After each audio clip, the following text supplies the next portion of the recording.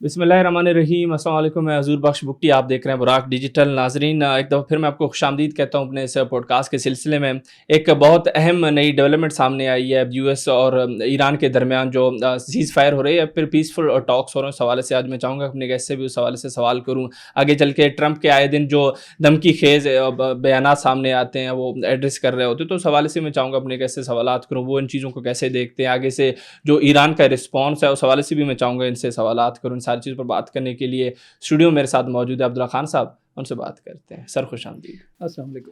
وعلیکم السلام سر، یہی خبریں سامنے آ رہے ہیں، راؤٹرز نے بھی اس حوالے سے چیزیں چھاپی ہیں کہ پاکستان کے ذریعے یو ایس اور ایران اور اسرائیل کے درمیان پیسفل ٹاکس بہت تیزی سے پڑ رہے ہیں، اور امکانات یہ ہیں کہ آج رات شاید کچھ نئی ڈیولپمنٹ سامنے آئے بڑی۔ اس پر آپ کیا کہیں گے؟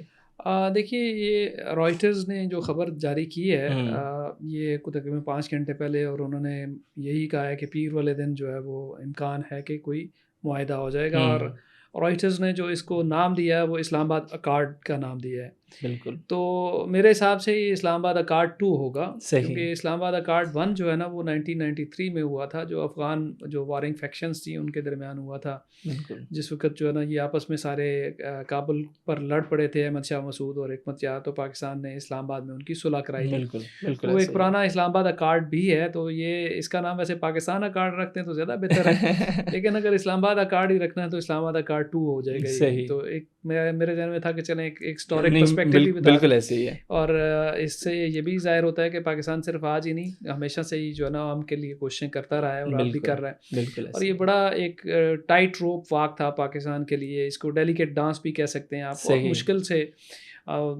دونوں کے مطالبات، دونوں ایک دوسرے کے ساتھ حالت جنگ میں، اور اس میں براہ راست کمیونیکیشن بھی بڑی مشکل۔ اور جیسے کہ رائٹرز کی اس خبر میں ہی ہے کہ آرمی چیف ساری رات جو ہے نا وہ وٹ کاف کے ساتھ بھی، اور جے ڈی وینس کے ساتھ بھی، اور عباس سراغچی کے ساتھ بھی بات چیت کرتے رہے، اور یہ بڑا مشکل کام ہوتا ہے۔ ایسے ہی ہے، میں سوچ رہا تھا کہ مطلب کبھی یہ ہوتا ہے خاندان میں یا گاؤں میں، مطلب مجھے یہ کام کرنے پڑتے ہیں میڈیشن کے اور یہ جرگے شرگے، تو میری جو ہے نا وہ حالت ہوتی ہے۔ تو میں سوچ رہا تھا کہ آرمی چیف جو ہے نا ان کی کیا حالت ہوگی، ایک عالمی معاملہ ہے نا، یہ عالمی جرگہ سپر پاور بھی ہے ایک قسم کا ہو رہا ہے، مطلب گلوبل جرگہ ہو رہا ایسے ہی ہے، ہے، اور ان کو اللہ تعالیٰ نے توفیق دی اور یہ موقع دیا، اور ان کے کہ وہ یہ کر رہے ہیں، لیکن یہ کوئی آسان کام نہیں ہے، بہت اعصاب شکن قسم کا کام ہے، اور اس میں جو ہے نا ایک ایسا بندہ جس کے آہنی اعصاب یا اسٹیل نرو جو ہوں وہ ہی کام کر سکتا ہے۔ اور آرمی چیف نے میرا خیال ہے کہ بہت ہی سکسیزفلی انہوں نے، جو ہماری ٹیم ہے مجموعی طور پہ، وزیر اعظم شہباز شریف اور وزیر خارجہ اسحاق ڈار اور آرمی چیف، ان تینوں نے، اور باقی بھی ٹیم ہے لیکن ان تینوں نے خاص طور پہ جو ہے نا بہت اہم کردار ادا کیا، خاص طور پہ اسحاق ڈار اور آرمی چیف نے۔ تو اس میں یہ اللہ کرے یہ کامیابی ہو جائے انشاءاللہ۔ اور اس کی ڈیٹیلز یہ ہے کہ 15 دن کی یا 20 دن کی ایک ابتدائی سیز فائر ہوگی، جس میں جو ہے نا فوری طور پہ اسٹریٹ آف ہرمز جو ہے نا وہ آبنائے ہرمز کو کھولا بھی جائے گا۔ یہ قسم کا جو امریکہ کا مطالبہ تھا، جس میں صدر ٹرمپ نے دھمکی بھی دی تھی کہ اس کو فوری طور پہ کھول دے، بڑی فاؤل لینگویج بھی یوز کی تھی، وہ اس پہ بھی ہم ڈسکس کریں گے۔ تو وہ آپ کہہ لیں کہ بھی ایک میرا خیال ہے کہ اس کے پیش نظر بھی بہت زیادہ انٹینسیفائی ہوئی ایفرٹ جو پاکستان کر رہا تھا۔ تو اگر یہ چیز ہو جاتی ہے تو یہ بہت بڑا ایک بریک تھرو ہوگا، اور اس کا بہت بڑا پوری دنیا کے اوپر اس کا اثر ہوگا۔ دیکھیں ہمارے یہاں پیٹرول کی قیمتیں دیکھ لیں، انڈیا میں، ویسٹ میں، پوری دنیا میں، ہر جگہ پہ اس کے اثرات ہیں۔ یہ جنگ جو ایسی جنگ ہے یہ کہ پوری دنیا پہ اس کے اثرات ہیں۔ تو اگر یہ اسلام آباد اکارڈ 2 ہو جاتا ہے تو اس کا امپیکٹ بھی پوری دنیا پر ہوگا، اور میرا خیال ہے کہ وقتی طور پہ دنیا کو ریلیف ملے گا، اور ایک میں سمجھتا ہوں کہ دنیا پاکستان کی بھی ممنون احسان رہے گی اس ساری ایفرٹ میں، لیکن خود ہمارے جو عوام ہیں، میں سمجھتا ہوں کہ سب سے زیادہ بینیفٹ ہمیں ہوگا۔ اور پاکستان کے 2 چیزیں سامنے ہمیں مد نظر رکھنی چاہیے، ایک تو یہ کہ ہماری گلوبل پاور پروجیکشن بھی بہت ہو رہی ہے، اس جو کردار ہم ادا کر رہے ہیں، لیکن اس کے ساتھ ساتھ ڈومیسٹک جو فرنٹ ہے اس میں بھی 2-3 چیزیں بڑی جو ہے نا وہ امپورٹنٹ۔ سب سے پہلی بات تو یہ کہ ہماری اپنی اکانومی جو ہے نا وہ بہت زیادہ سٹریس میں ہے، تو اس طرح کی جو ایفرٹس ہیں ان کا براہ راست فائدہ ہمیں ہماری اکانومی کو ہوگا۔ دوسری بات یہ ہے کہ ہمارے جو ایک کنسسٹنٹ جو مہم ہماری نیشنل سیکورٹی انسٹیٹیوشنس کے خلاف اور ہماری ایون اسٹیٹ کے خلاف چل رہی تھی، تو اس کو بھی بہت زیادہ جو ہے نا پش بیک آٹومیٹکلی ملے گا۔ لوگ دیکھیں گے کہ یار یہ ایک اسٹیٹ فنکشننگ اسٹیٹ ہے. جیسے کہ کچھ لوگ ایک فیلڈ اسٹیٹ کا تاثر دینے کی کوشش کر رہے تھے, کوئی بنانا اسٹیٹ کے لفظ استعمال کر رہے تھے, کوئی کیا, تو ان کو بھی ایک جواب ملے گا نہیں یار پاکستان ایک ریزیلینٹ ملک ہے اور بڑے بڑے جھٹکے اس نے برداشت کر لیے.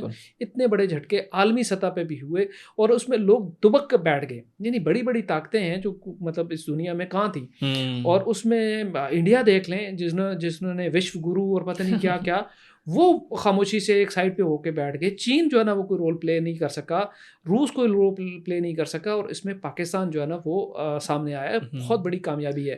اس میں ایک اور چیز میں آپ کو بتا دوں کہ اس پاکستان کی ان کوششوں کو اب مکمل حمایت حاصل ہو چکی ہوئی ہے چائنا کی بھی اور روس کی بھی. چائنا کے جو وزیر خارجہ ہیں انہوں نے رشین وزیر خارجہ کے ساتھ لمبی ٹیلی فونک گفتگو کی ہے, اور ابھی آپ کو پتہ ہے ہمارے وزیر خارجہ چائنا سے ہو کے آئے ہیں, اور چائنا اور پاکستان کی کمیونیکیشن لائن تو ہر وقت اوپن ہوتی ہیں. پھر اور روسی وزیر خارجہ نے بھی بات کی ہے اس کے ساتھ عراقی وزیر خارجہ کے ساتھ. تو کمیونیکیشن جو ہے نا وہ اس میں پاکستان کے ساتھ اب جو بڑی طاقتیں ہیں وہ بھی بالآخر پاکستان کی کامیابی اور پاکستان کی ایفرٹس کو دیکھ کے پھر وہ بھی, کیونکہ یہ فائدہ سب کا ہے نا, تو وہ بھی اس پاکستانی ایفرٹس کے بیک پہ آ چکی ہوئی ہیں. تو یہ میرا خیال ہے کہ کچھ نہ کچھ بریک تھرو اللہ کرے ہو. اب ہم آگے ڈسکس کریں گے کہ بھی اس میں کیا رکاوٹیں کیا ہو سکتی ہیں, تو وہ انشاءاللہ بالکل وہ بھی ڈسکس کریں. بالکل سر, جس طریقے سے آپ نے ابھی جو فاؤل لینگویج کی بات کی, ٹرمپ جو یوز کر رہا ہے, آئے دن نئے دھمکی کے ساتھ سامنے آتا ہے, اور ساتھ میں جو مذاکرات ہوتے ہیں اس پر بھی وہ بات کرتا ہے, اس پر بھی اس نے ایک سٹانس لیا ہوا ہے. اس کے کیا کوئی نیگیٹو امپیکٹس مرتب ہو سکتے ہیں پیس ٹاکس پر؟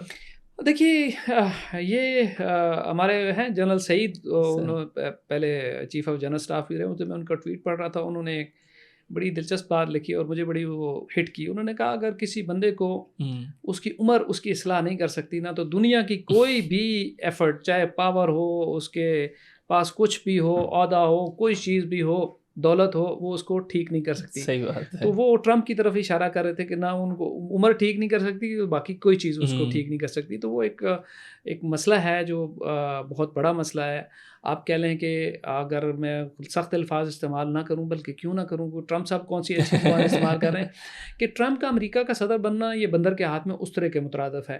اس بندے کے ہاتھ میں دیکھیں نیوکلیر بٹن ہے اس بندے کے بعد, اور یہ جو خدشہ شروع سے لوگ ظاہر کر رہے ہیں کہ وہ کہیں ایران کے اوپر ایٹم بم نہ پھینک دیں, اور وہ جس طریقے سے وہاں پہ ایک ماحول بن رہا ہے, اور جس طریقے سے جو ہے نا وہ مذہب کو لے کے آ رہے ہیں, اور کرسچن فار جیوز کے نعرے لگا رہے ہیں, کرسچن فار اسرائیل کے نعرے لگا رہے ہیں, اور عبادات کر رہے ہیں. ایک عجیب مطلب ایک ایکسٹریمسٹ قسم کی رجیم ہمیں نظر آ رہی ہے, پوری دنیا کے امن کو اور پوری دنیا کی انسانیت کے لیے خطرہ بن گئی ہوئی ہے. صحیح. میں سمجھتا ہوں کہ یہ جے ڈی وینس کے بارے میں کہا جاتا ہے کہ یہ بندہ جو ہے نا وہ اس سارے پلان کا حصہ نہیں تھا, مطلب وہ ڈریگ ہوا ساتھ. صحیح. اور میرا خیال ہے کہ وہ اس وقت اگر آگے آتا ہے اور کردار ادا کرتا ہے, پاکستان نے بھی اس کو انگیج کیا ہے, یہ بڑا اہم ہوگا.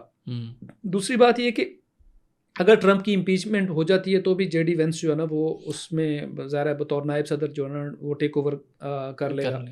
اور یہ ایک بڑا اہم ہے کہ اس وقت دنیا کا جو سب سے طاقتور ملک ہے اس کا جو زمام اقتدار ہے وہ دنیا کے سب سے کمزور انسان کے ہاتھ میں. Trump is not a powerful man. صحیح. جو بندہ اسرائیل کے آگے لگ کے اس کا پپٹ بن کے ایپسٹین فائلز کی وجہ سے پوری دنیا کے لیے خطرہ بن جائے, وہ دنیا کا کمزور ترین انسان ہے. بالکل ایسے ہی ہے. تو میں سمجھتا ہوں کہ یہ خود امریکہ کے ساتھ بڑی جاتی ہے اور پوری انسانیت کے ساتھ بڑی جاتی ہے. بالکل سر, ساری چیزیں ہم ڈسکس کر رہے ہیں, اگر ایران کے پرسپیکٹیو کو ڈسکس نہ کریں تو یہ زیادتی ہوگی. سر یہ ساری دھمکیاں جو ایران دے رہا ہے یا پھر جو باتیں ہو رہی ہیں, ایران دے رہا ہے, امریکہ دے رہا ہے, سوری پارڈن سر, اس حوالے سے میں چاہوں گا کہ آپ بتائیں کہ ایران کا اب تک رسپانس ہے وہ ڈٹ کے کھڑا ہے, وہ ڈرا نہیں اب تک دھمکیوں سے, اور جو اسٹریٹ آف ہارمز کھولنے کے لیے انہوں نے کوئی الٹیمیٹم دیا ٹیوزڈے کا, اس حوالے سے بھی بیانات آ رہے ہیں. پچھلے دنوں جو یو ایس میڈیا کا ایک نیگیٹو رول ہے اس کی بھی تردید کر دی ہمارے جو عباس اراغچی ہیں فارن منسٹر آف ایران, انہوں نے پاکستان زندہ باد بھی لکھ دیا, ایک ٹویٹ بھی کر دیا, اور یہ چیز بھی بتا دی کہ وہ کبھی اس چیز سے انکاری نہیں تھے کہ ہم اسلام آباد نہیں آئیں گے مذاکرات کے لیے.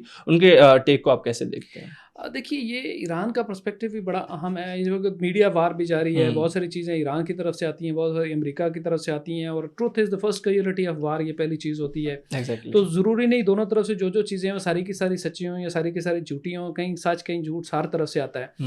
بہرحال ایران کا ڈٹ کے کھڑا ہونا یہ ریمارکیبل ہے, لیکن یہ ایٹ واٹ کاسٹ, یہ بھی ہمیں دیکھنا پڑے گا کہ کیا ایران نے کیا قیمت ادا کی اس ساری جنگ کی, اور ایران کے لوگوں نے کیا قیمت ادا کی. یہ بھی بڑا اہم ہے. تو ان چیزوں کو ہمیں مد نظر رکھنا ہے. راکسی صاحب کا جو بیان ہے وہ انہوں نے وہ بیسیکلی آپ کہہ لیں کہ وہ لابی جو پاکستان کے کردار کو وہ منیمائز کرنا چاہتی تھی. صحیح. امریکہ کے اندر بھی مجھے لگتا ہے کہ ان کی ڈیپ اسٹیٹ کے اندر بھی ڈویژن ہے. ایک ڈیپ اسٹیٹ جو ہے نا وہ چاہتی ہے کہ پاکستان کردار ادا کرے, ٹرمپ کو وہاں سے نکالا جائے. دوسری اسرائیل کے لیے کام کر رہی ہے, وہ چاہتے ہیں کہ نہ ہو. اب یہ وال اسٹریٹ جرنل کس کے لیے کام کر رہا ہے؟ یہ اور new York time, Washington post, یہ تو امریکی ڈیپ اسٹیٹ کے اخبارات ہیں.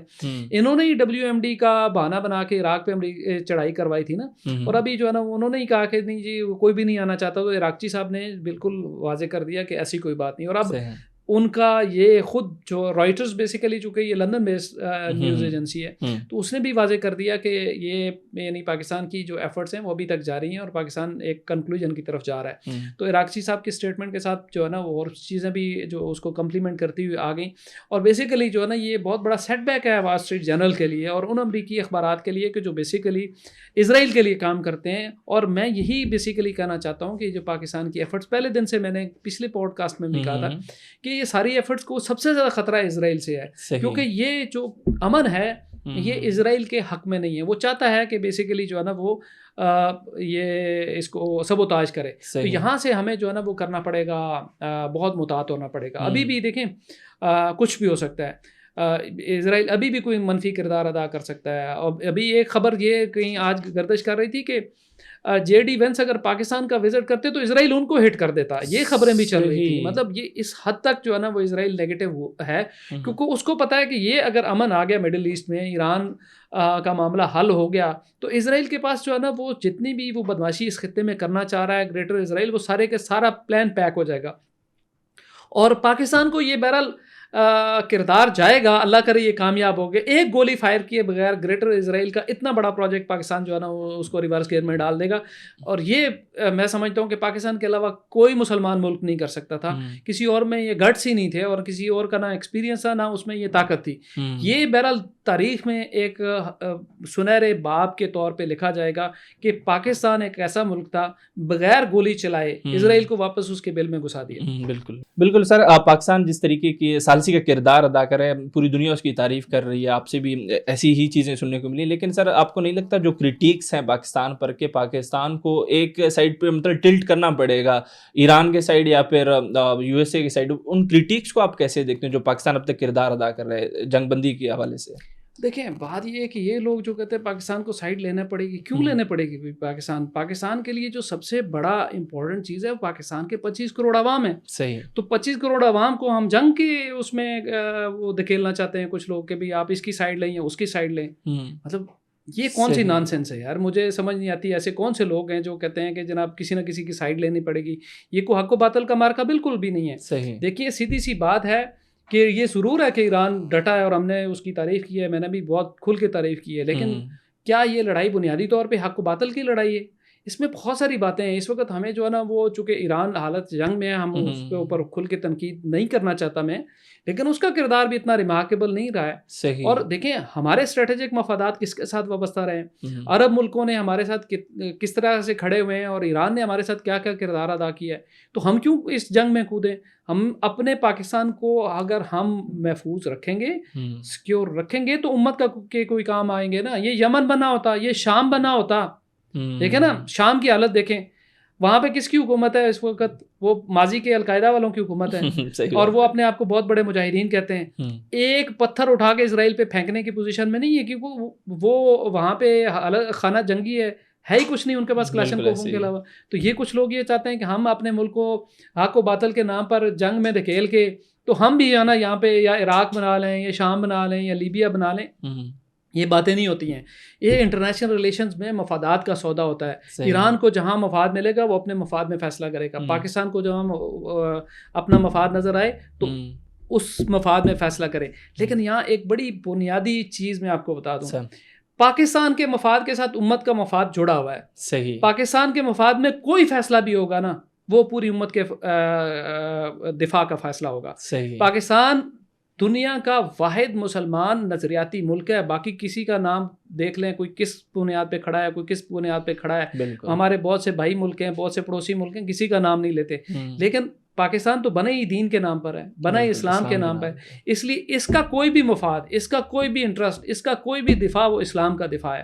اور دیکھیں اس وقت پاکستان ہی تو کھڑا ہوا نا, کون ہے اس وقت امریکہ کے سامنے کوئی اور کھڑا ہو سکا, اس کو بتا سکا کہ نہ کریں؟ ڈنکے کی چوٹ پہ ایران پہ حملے کی ہم نے مذمت کی کہ نہیں کی؟ بالکل کی. کسی اور نے کی؟ جرأت کی کسی اور نے؟ نہیں کی نا. تو یہ دیکھیں یہ چیزیں ہوتی ہیں. آپ ایک اسلامی نیوکلیر پاور ہیں, جب آپ اس پوزیشن پہ کھڑے ہوتے ہیں اس کے لیے سب سے بڑا ضروری چیز ہوتی ہے کہ آپ اپنے گھر میں مضبوط ہوں. ہمیں پاکستان کو مضبوط کرنا ہے تو ہم سب کا کیس لڑیں گے, ہر مظلوم کا کیس لڑیں گے, ہر حق و باطل کی لڑائی بھی لڑیں گے. پہلے خود تو مضبوط اپنے پیروں پہ کھڑے ہو نا. تو یہ جذباتی باتیں کرنے کا میرا خیال ہے کہ وقت نہیں ہے. بالکل بہت ڈیلیکیٹ, میں نے شروع میں کہا it is a delicate dance which we are doing perfectly. اور اس کو جو ہے نا وہ رسی کو نہ ہلائیں. یہ جو اس طرح کے دانشور ہیں ان کو رسی مت ہلائیں. بالکل بالکل ایسے. سر بہت بہت شکریہ آپ کے وقت کا. ناظرین آپ عبداللہ خان صاحب کو سن رہے تھے, جو نئی ڈیولپمنٹ ہوئے, پاکستان جو مین کردار ادا کر رہا ہے. پاسبل ہے کہ پاکستان کے ذریعے انشاءاللہ امن ہوگا اس خطے میں, جو ایران یو ایس اے کے درمیان چیزیں چل رہی ہیں. فیلڈ مارشل آصف منیر کا جو کردار ہے اس پر بھی سر نے بات کیا کہ چل کے ٹرمپ کی طرف سے جو فاؤل لینگویج یوز ہو رہی ہے, آئے دن ایک نئے دھمکی کے ساتھ آتے ہیں ایران کے خلاف, اور ایران نے اب تک کیسے سسٹین کیا ان دھمکیوں کو, ان کا رسپانس کیسا تھا, ان ساری چیزوں پر ہم نے بات کی. امید کرتے ہیں پوڈ کاسٹ آپ کے لیے کافی انفارمیٹیو رہا ہو. اسی امید کے ساتھ میں اجازت چاہوں گا. بہت بہت شکریہ.